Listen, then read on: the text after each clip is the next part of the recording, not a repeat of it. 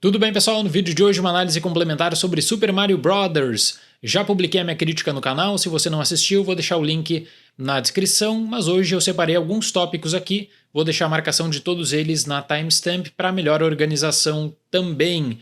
Quero começar falando com a pergunta que eu mais recebi nas últimas 24 horas, sobre a repercussão da crítica em Super Mario Bros. Se eu fiquei surpreso. Quando o estúdio coloca a data de embargo muito próxima do lançamento do filme, é porque o estúdio tem a percepção de que, no mínimo, vai dividir opiniões. E curiosamente, essa estratégia de embargo da Universal é a mesma que eles estão utilizando já há algum tempo para filmes que podem ter recepção divisiva na crítica. Halloween Ends no ano passado foi a mesma coisa, apesar de que eu tenho que pontuar a diferença. Halloween Ends não agradou o público.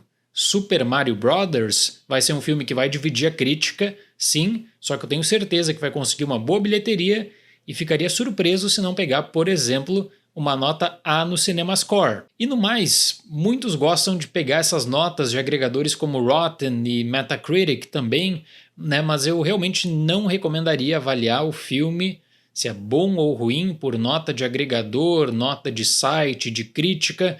No final das contas, isso diz muito sobre a experiência individual de cada um. Você pode usar esses argumentos para debate, mas aí, claro, o melhor crítico é você. Eu sempre recomendo aqui no canal, assiste o filme, tire suas próprias conclusões. Se você me perguntar por que existe essa divisão, eu posso te direcionar, quem sabe, para o roteiro, mas eu posso te direcionar também para uma questão bem complexa sobre adaptação de games, que é o seguinte: você não faz filmes estabelecendo pré-requisitos, você não faz um filme buscando justamente uma leitura prévia de algum livro, conhecimento prévio de uma peça de teatro, ou mesmo tomar conhecimento sobre algum grande fato histórico. O filme precisa ter o seu desenvolvimento isolado por conta própria, só que no mundo dos games isso é difícil pra caramba de ser feito, porque você pode estabelecer essa linha introdutória de uma boa argumentação inicial para aproximar também quem não é fã.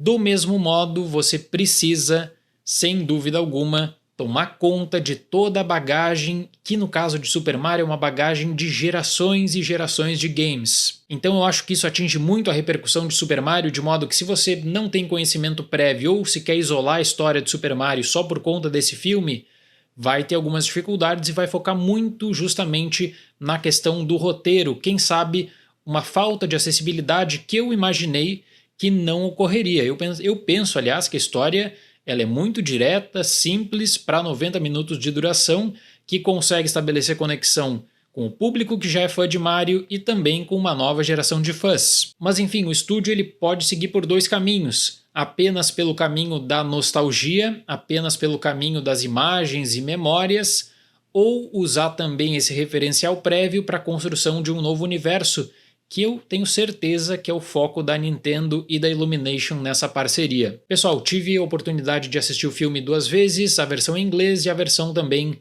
da dublagem em português do Brasil, a versão brasileira de Super Mario Bros. O que eu preciso falar nesse caso é o seguinte: sobre a versão brasileira, elenco de dublagem me parece com uma abordagem bem equilibrada. Não existe um grande destaque, não tem aquela questão do estrelismo, de você chamar algum grande nome da indústria do entretenimento, seja entre filme e novela, para direcionar o elenco da dublagem para todo esse destaque. Então me parece bem equilibrado e até quanto à direção de dublagem, uma boa adaptação no geral das piadas. Agora, uma outra coisa que eu preciso falar é que na versão brasileira eu estava me direcionando no começo do filme muito para os sotaques. Eu até pensei, isso aqui vai ser desgastante, não sei se vai ficar legal, e depois acabou fluindo super bem. Na versão original, em língua inglesa, aí existe todo um contexto diferente, que ele vem com a escolha do Chris Pratt.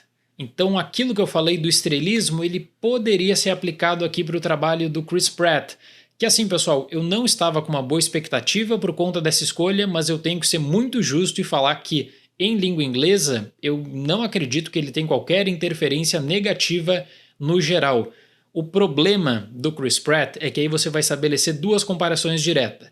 Primeiro, com o grande destaque do filme, que é o trabalho de voz do Jack Black como Bowser. E o outro problema muito aparente na relação Mario e Luigi é para o trabalho de voz do Charlie Day justamente como Luigi, que também é excelente, um outro grande destaque. O Chris Pratt ele não se destaca, mas também ele não acaba comprometendo a experiência como muitos imaginaram. Agora vamos para a história, só que antes eu queria abrir um rápido parênteses para falar sobre a minha história com Super Mario, que começa quando eu ganho de presente Super Nintendo, quando criança, e acabo, né, virando um grande fã de Super Mario também depois nas outras gerações. Sem dúvida alguma, eu me lembro do impacto, por exemplo, de Super Mario 64, e até hoje em dia eu gosto muito de discutir sobre speedruns de Super Mario 64, assim como GoldenEye, que eu já tinha explicado aqui no canal também. Tem o Nintendo Switch muito por conta também, né, das franquias exclusivas da Nintendo, que você precisa ter o console da Nintendo. E aí eu preciso trazer isso para falar e ressaltar aquele ponto mencionado anteriormente, que é o seguinte: você não tem como apagar no cinema, em uma adaptação de Super Mario, todo o referencial passado no mundo dos games. Não tem como colocar a borracha e falar o seguinte: vamos começar do zero esse mundo cinematográfico, desvinculando totalmente com tudo que foi previamente apresentado. Talvez para uma franquia de aventura pode fazer sentido, como Uncharted, você vai estabelecer uma nova base no cinema com personagens fazendo referências aos games. Tudo bem, para Mario você precisa fazer essas conexões. Então eu gostei bastante da forma como eles mesclaram a experiência de Mario Kart ali. Veja, Mario Kart é algo que seria super específico e está bem pontuado para o desenvolvimento da narrativa em um caso. Eles acabam trazendo também para consideração Donkey Kong, uma franquia de grande história e repercussão também no mundo dos games. Ou seja, o peso desse filme é muito grande por lidar com a história do mundo dos games, e você acha que a Nintendo não aproveitaria esse leque na construção desse universo cinematográfico? Você acha que a Nintendo correria um risco 30 anos depois daquela bomba?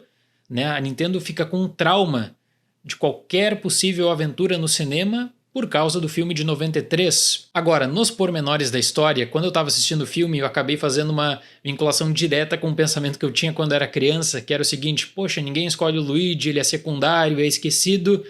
E no filme, em um momento, a partir do momento que ele fica preso, o Luigi ele acaba se tornando secundário. O desenvolvimento todo é feito a partir de Mario, Peach e Toad especialmente. É algo que, para a questão criativa, até dá para entender, porque eles precisam estabelecer um grande perigo e usam o Luigi para esse grande perigo. O problema é a fórmula Illumination. A Illumination ela usa para suas franquias o mesmo tipo de formatação de roteiro, e Super Mario Bros. Acaba sendo vítima dessa formatação, que eu considero, por um lado, datada. E se você pega a franquia Meu Malvado Favorito, não é uma franquia que tem uma repercussão espetacular, só que é um sucesso comercial, é um sucesso de repercussão. Sabe aquela frase: em time que está ganhando não se mexe? Pois é, eu acho que passa isso pela cabeça da Illumination também. Você pode ter um avanço gráfico, que é notável aqui, mas para que mudar essa base que está dando tão certo? Eu torço realmente que em algum momento a Illumination reveja essa base de arcos, porque o que deu certo na franquia Meu Malvado Favorito não necessariamente vai dar certo no futuro dessa parceria com a Nintendo nos cinemas. Existem peculiaridades para um filme introdução, eu acho que está muito bacana. Pro futuro podem existir problemas. No mais, eu tenho que repetir algo que eu mencionei na minha crítica, que eu não gostei do bloco de introdução. Eu acredito que quando você traz a vinculação com o Brooklyn, você está fazendo uma vinculação a longo prazo que vai estabelecer dois mundos diferentes e a necessidade de explicação também. Né? Então você traz o Luigi, o Mario, a questão da propaganda, que é bacana para o estabelecimento, do cotidiano, traz algumas piadas, que são piadas que parecem que estão no catálogo da Illumination, que precisam tomar conta nesse tipo de projeto. Mas aí eu confesso que para a história de origem, eu acreditava que a Nintendo tinha uma carta na manga excepcional para não precisar ficar lidando com mundos diferentes, que era a história de origem de Super Mario World 2, Yoshi Island. Usa a questão da cegonha ali e vai para o mundo mágico de uma vez por todas para não gerar um problema futuro. E aliás, falando no Yoshi, eu fiquei procurando ele durante o filme, fiquei procurando quando é que será que o Yoshi vai entrar, sabe? E depois você tem a cena pós-créditos com um futuro referencial que ele vai aparecer numa sequência, e a sequência deve ocorrer. Se eu tivesse que apostar dinheiro, eu diria o seguinte: que a adição dessa cena pós-créditos do Yoshi, ela é uma adição feita pós-sessão de teste, onde na sessão de teste, para quem não sabe, você vai participar desse tipo de sessão, você acaba recebendo um questionário, o que você gostou do filme, o que você não gostou, o que você sentiu falta numa adaptação no mundo dos games. Eu chuto de que muitas pessoas mencionaram o Yoshi e de que a adição da cena pós-créditos de Yoshi é para justamente deixar para o espectador a menção que no futuro, na sequência, ele vai aparecer. Mas quando o filme se volta para a magia entre os reinos, é fantástico observar como existe uma imersão de um game plataforma para o cinema e como você aproveita isso. Porque se você fica muito tempo numa fase difícil, você vai morrer, você vai tentar se aperfeiçoar e existe toda uma passagem com o Mario e a Peach exatamente sobre esse processo. Então, para quem conhece, para quem joga, esse tipo de ligação é o diferencial.